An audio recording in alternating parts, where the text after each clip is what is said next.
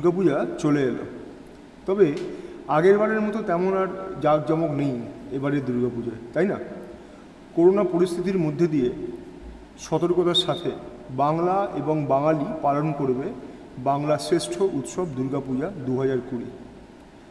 অনেকের হাতে টাকা নেই, চাকরি নেই, ব্যবসায় মন্দা, আবার কেউ কেউ হারিয়েছেন তাদের প্রিয়জনদের।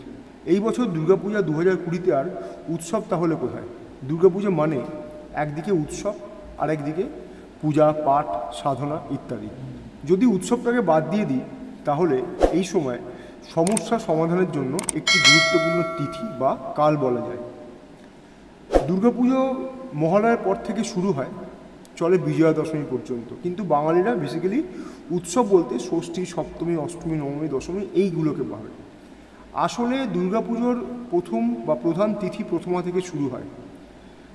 অমাবস্যা কেটে গেল, কৃষ্ণপক্ষ শেষ, শুরু দেবীপক্ষ। প্রথমা, দ্বিতীয়া, তৃতীয়া থেকে শুরু হয় দুর্গাপুজো বিজয়া দশমী পর্যন্ত, এবং এই 9টি দিন প্রথমা থেকে শুরু করে নবমী নবরাত্রি বলা হয়। এটা তো অকাল বোধন, অনেকেই জানেন যে শারদীয়া যে দুর্গাপুজো তা অকাল বোধন। এই সময় রাম মা দুর্গার আহ্বান করেছিলেন রাবণকে বধ করার জন্য। আসল যে দুর্গাপুজো সেটা হচ্ছে বাসন্তী উৎসব, অর্থাৎ বসন্তকালে যে দুর্গাপুজো হয় সেটা হলো আসল দুর্গাপুজো, আর এটা হচ্ছে অকাল বোধন। যাই হোক, তো আসছি আমরা আমাদের কাজের কথায় চলে আসছি। মহালয়া অর্থাৎ 16ই অক্টোবর 2020, এই অমাবস্যার পরেই কিন্তু পরপর তিথিগুলো চলছে। আমি এই ভিডিওতে একটি গুরুত্বপূর্ণ টোটকা নিয়ে আলোচনা করছি যা আপনার বহু সমস্যার সমাধান করতে পারবে। প্রয়োজন একাগ্রতা, মানসিক স্থিরতা এবং নিজের প্রতি বিশ্বাস। আপনি হাজার সমস্যার মধ্যে আছেন, প্রত্যেকেই আছে, তবুও আগামী যে সময়টি আসছে, এই দুর্গাপুজোর নবরাত্রি, অমাবস্যা, এইটাকে আপনি কাজে লাগান। সমস্যা থেকে মুক্তি পেতে গেলে এই সময়টা খুবই উল্লেখযোগ্য সময়, ভালো সময়। অন্তত প্রতিদিন কিছুটা করে সময় আপনি কাজে লাগান। এবার তো অনেকের বাড়িতেই তো সেরকমভাবে পুজো পাঠ হবে না, বা অনেকেই সেভাবে ঠাকুর দেখতে যাবে না, বেড়াতে যাবে না, তো ম্যাক্সিমাম বাঙালি কিন্তু বাড়িতেই থাকছে। যখন বাড়িতে আছে, মায়ের আশীর্বাদ প্রাপ্ত করুন, কাজে লাগান। কীভাবে ক্রিয়াটি করবেন আমি বিস্তারিত বলছি। আগে জেনে নিন কী কী লাগছে।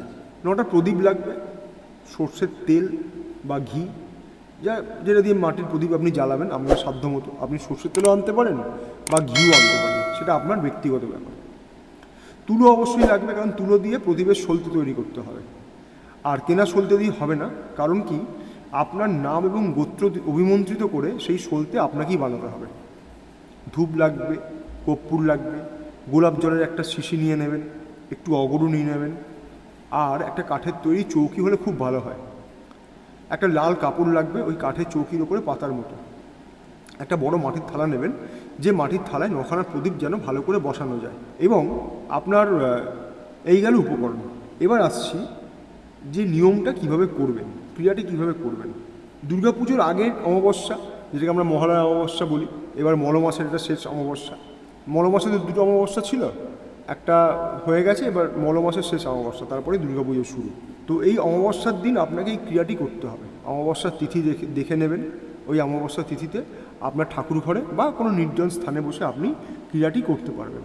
ক্রিয়াটি করার সময় মনে রাখবেন, পূর্ব বা উত্তর দিকে আপনি চৌকিটিকে রাখবেন, তার উপরে লাল কাপড়টিকে পেতে প্রদীপগুলোকে মাটির থালায় রেখে স্থাপন করবেন চৌকির ওপরে।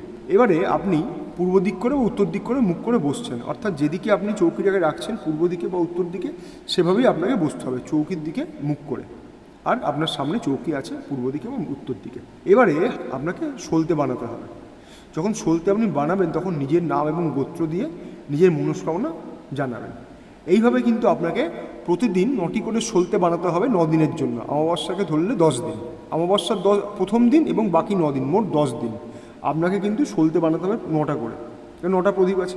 এবারে প্রদীপগুলোকে সলতে বানানো হয়ে গেলে প্রদীপগুলোতে প্রতিটি সলতে ভালো করে গুছিয়ে দেবেন। তারপর আপনার যে সর্ষের তেল বা ঘি আপনি জোগাড় করেছেন, সেটা আপনি প্রদীপের মধ্যে ঢেলে ওটা পরিপূর্ণ করবেন। হয়ে গেল।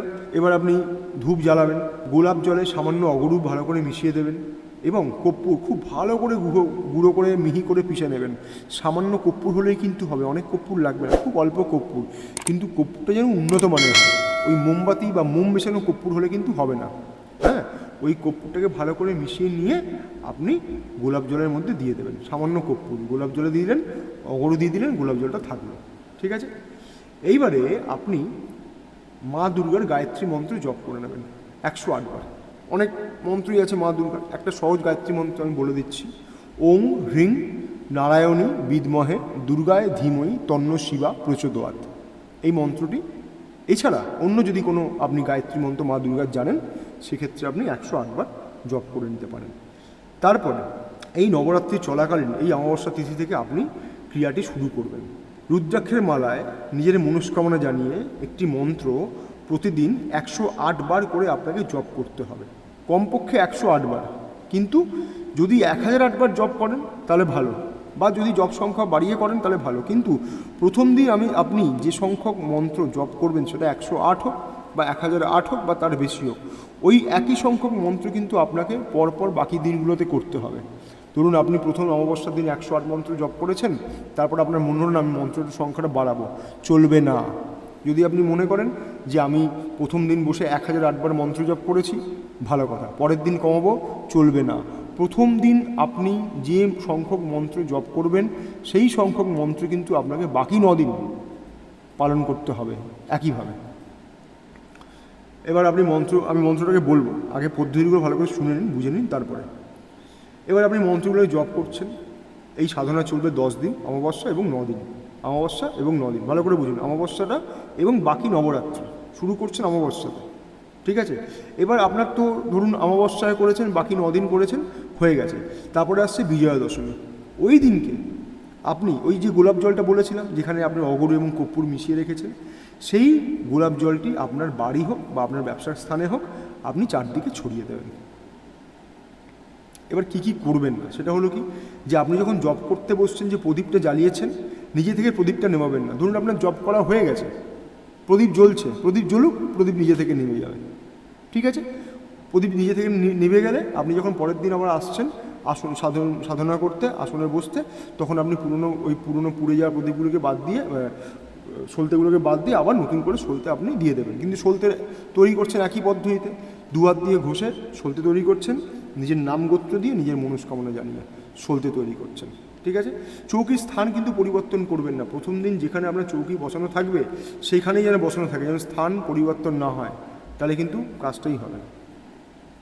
আর কখন জবটা করবেন?